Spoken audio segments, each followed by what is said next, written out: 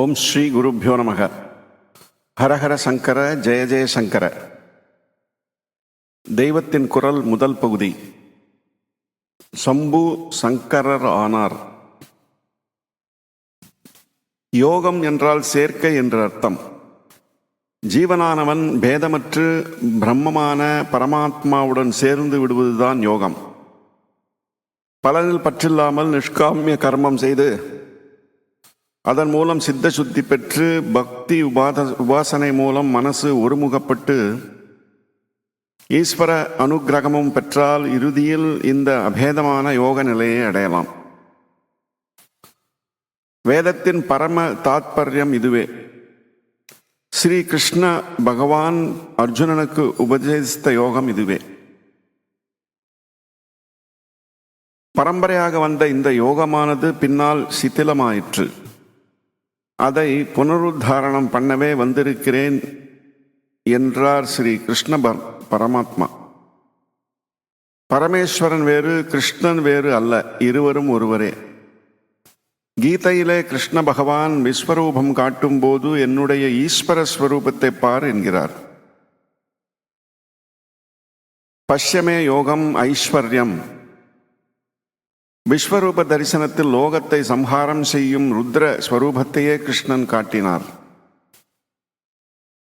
இவ்வாறு ஈஸ்வர அபேதமாயிருக்கிற கிருஷ்ண பரமாத்மாவுக்கு ஆதியில் ஜகத்குரு என்ற விருது உண்டு. கிருஷ்ணம் வந்தே ஜகத்குரும் என்று ஸ்லோகம் கூட உண்டு.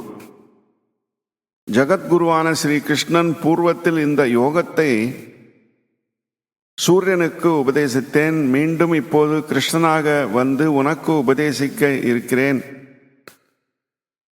எந்தெந்த காலத்தில் தர்மம் மிகவும் க்ஷீணித்திருக்கிறதோ அப்போதெல்லாம் வந்து உபதேசிப்பேன் என்கிறார். ஸ்ரீ கிருஷ்ணாவதாரம் துவாபர யுக இறுதியில் நடந்தது. பிறகு கலியுகம் வந்தது.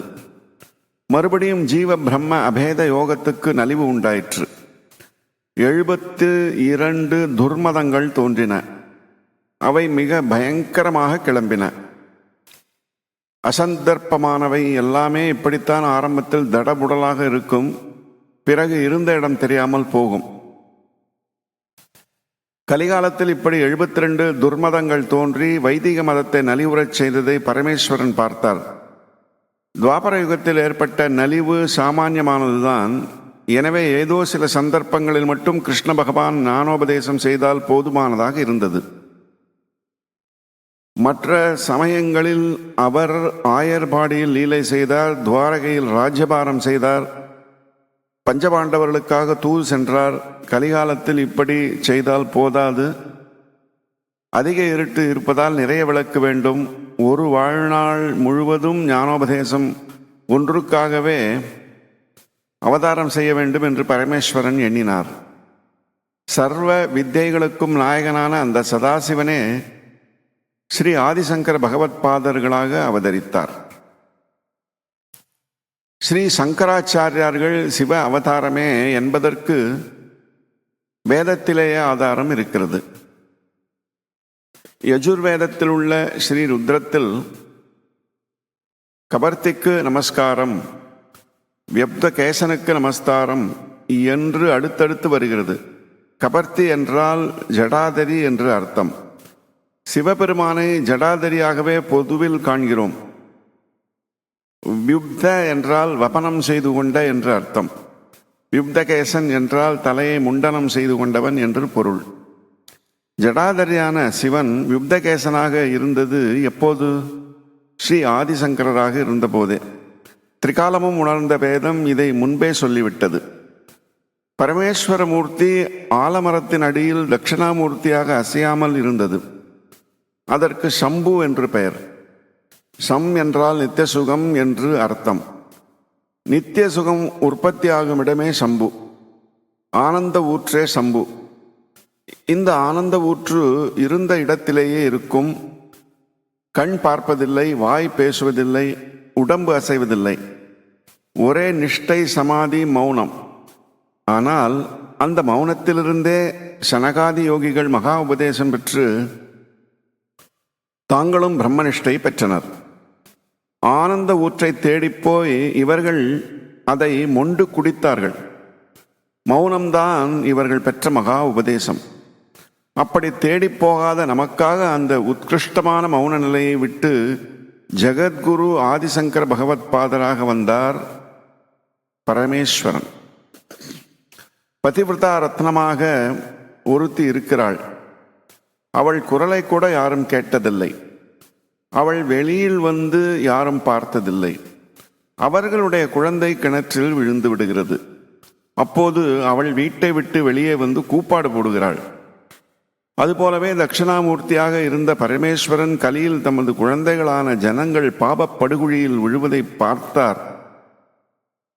தான் மௌன உபதேச சம்புவாக ஆனந்த ஊற்றாக இருந்தால் இந்த யுகத்தில் பிரயோஜனமில்லை, ஊற்றை தேடி யாரும் வரமாட்டார்கள். எனவே அந்த ஆனந்தமே ஜனங்களை தேடி போக வேண்டும். ஆனந்தமாக இருக்கும் சம்பு ஆனந்தத்தை செய்கிற சங்கரராக ஜனங்களிடையே போய் நித்திய சுகத்தை அவர்கள் கையில் எடுத்து தர வேண்டும் என்று தீர்மானித்தார். சங்கராச்சாரியராக அவதரித்தார். இந்த வரிசை கிரமத்திலேயே ஸ்ரீ ருத்ரம் முதலிய சம்புவையும், பிறகு குருவான சங்கரரையும், அதன் பிறகு குரு உபதேசத்தால் பெறக்கூடிய பஞ்சாட்சரத்தையும் சொல்லி நமஸ்கரிக்கிறது. பூர்வ காலங்களில் அசுரர்கள் என்று தனியாக ஓர் இனத்தவர் வருவார்கள். அவர்களை சம்ஹரிக்க விஷ்ணு ஆயுதபாணியாக வருவார். இந்த கலியிலோ ராட்சசர்கள் தனியாக இல்லை. விஸ்வாமித்திரரின் யாகத்தை கெடுக்க சுபாகு, மாரீசன் என்ற ராட்சசர் வந்ததாகவும் ஸ்ரீராமர் அவர்களை வதைத்ததாகவும் ராமாயணத்தில் படிக்கிறோம். இந்த கலியில் விஸ்வாமித்திரர் இருந்திருந்தால் அவருடைய யாகத்தை கெடுக்க சுபாகு, மாரீசரே வேண்டி இருக்காது. அவர் மூளை கெட்டுப்போய் அதனுள்ளேயே அசுர பிரவிற்த்தி குடிகொண்டிருக்கும். அவர் யாகம் செய்யவே எண்ணி இருக்க மாட்டார். ஜனங்களின் மூளையிலேயே அசுரன் புகுந்துவிட்ட இந்த கலியில் யாரை சம்ஹாரம் பண்ணுவது, யாரை விட்டு வைப்பது? எனவே அசுர சம்ஹாரத்துக்கான வைஷ்ணவ அவதாரங்கள் இப்போது வேண்டாம் என்று பரமேஸ்வரன் கருதி ஞானோபதேசத்துக்காக தாமே ஒரு பிராமண குடும்பத்தில் அவதரித்தார். சம்புவாக உட்கார்ந்திருந்த மூர்த்தி சங்கரராக சுற்றும் மூர்த்தி ஆயிற்று. எவ்வளவுக்கெவ்வளவு உட்கார்ந்திருந்தாரோ அவ்வளவுக்கவ்வளவு சஞ்சாரம், எவ்வளவுக்கெவ்வளவு மௌனமாக இருந்தாரோ அவ்வளவுக்கவ்வளவு பேச்சு, உபதேசம், வாதம், பாஷ்யம். ஸ்ரீ ஆதிசங்கரின் மகிமை அவருக்கு முன்னிருந்த 72 மதங்களில் எதுவுமே அவருக்கு பின்பு பாரத தேசத்தில் இல்லாமல் போனதுதான். அவர் கண்டனம் செய்த சாங்கியம், வைசேஷிகம் முதலிய சில மதங்களை பற்றி புஸ்தகங்களிலிருந்துதான் தெரிந்து கொள்ள முடிகிறது. இவற்றை நடைமுறையில் பின்பற்றுகிற எவரையுமே காணோம்.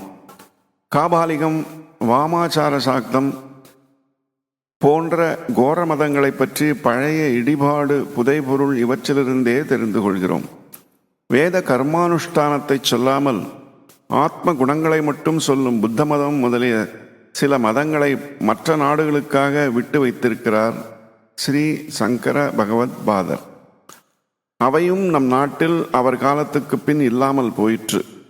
சொற்ப காலத்திற்குள் தத்துவம் ஒன்றையே அடிப்படையாக வைத்து மற்ற மதங்களை எல்லாம் ஜெயித்து அத்வைதத்தை ஆச்சாரியர்கள் நிலைநாட்டியதை போன்ற மகத்தான காரியத்தை செய்தவர் உலகில் எவருமே இல்லை.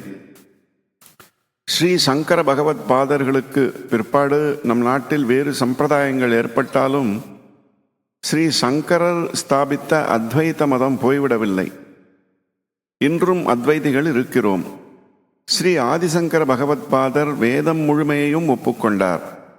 வேதம் கூறும் சகல தெய்வங்களையும், வேதம் விதிக்கும் சகல கர்மாக்களையும் ஒப்புக்கொண்டார். அவற்றின் லட்சியமாக வேத சிரசான உபனிஷத்தின் முக்கிய தாத்பரியமான ஜீவனும் பிரம்மனும் ஒன்றே என்ற அத்வைதத்தை ஸ்தாபித்தார்.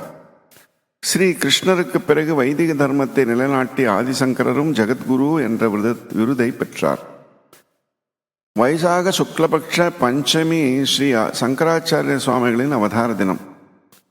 அப்பொழுது நட்சத்திரம் சிவபெருமானுக்குரிய திருவாதிரையாகவோ அல்லது ஸ்ரீ ராமனுக்குரிய புனர்வசுவாகவோ அமையும். ஸ்ரீ ஆதிசங்கர ஜெயந்தியானது மற்ற ஜெயந்திகளை விட பெரிய புண்ணிய காலம் என்று நான் நினைப்பது உண்டு. இப்படி நான் சொல்லுவதற்கு உங்களுக்கு 2 காரணங்கள் தோன்றலாம். நம்முடையது என்ற அபிமானத்தால் சொல்கிறேனோ என்று ஒன்று.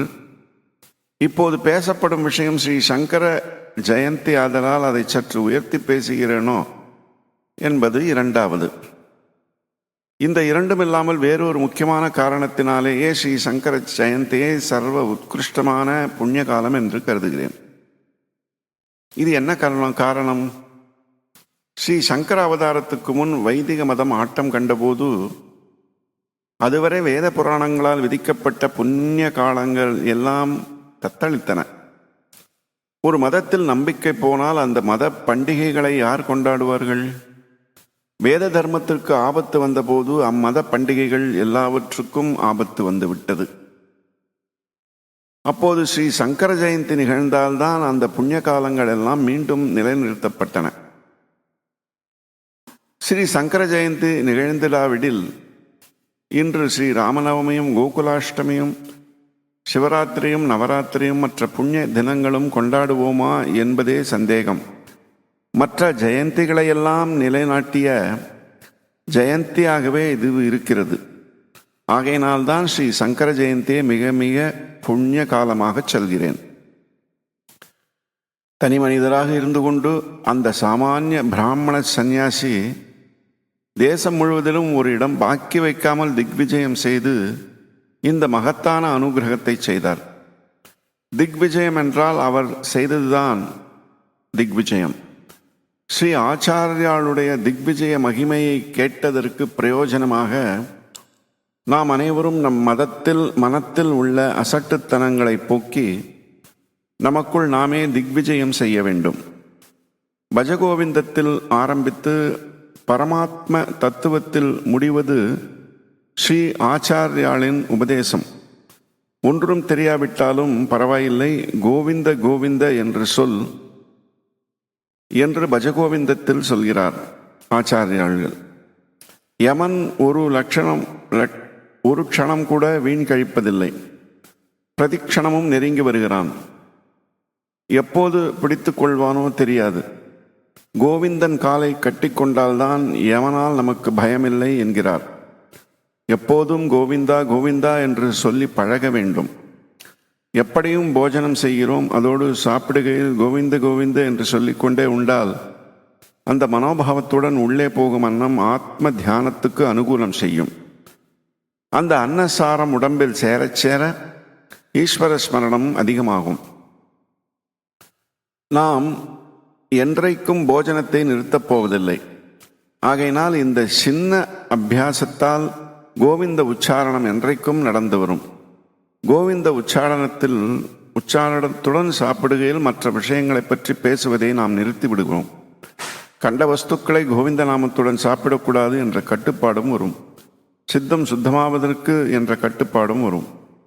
சித்தம் சுத்தமாவதற்கு ஆகாரம் சுத்தமாக இருப்பது மிகவும் அவசியம்.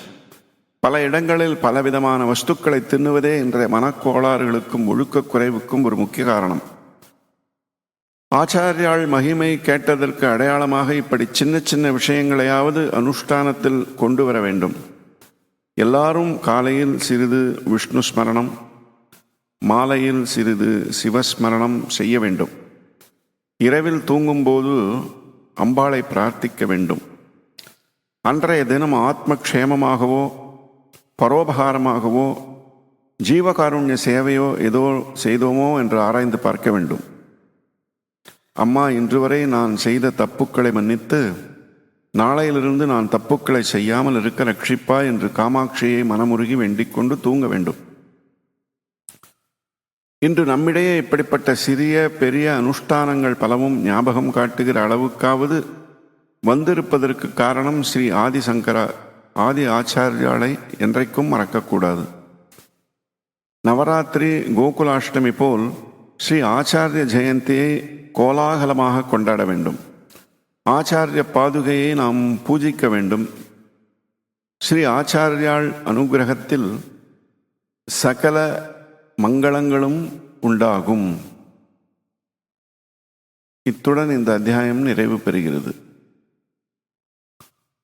சாந்தி சாந்தி சாந்தி.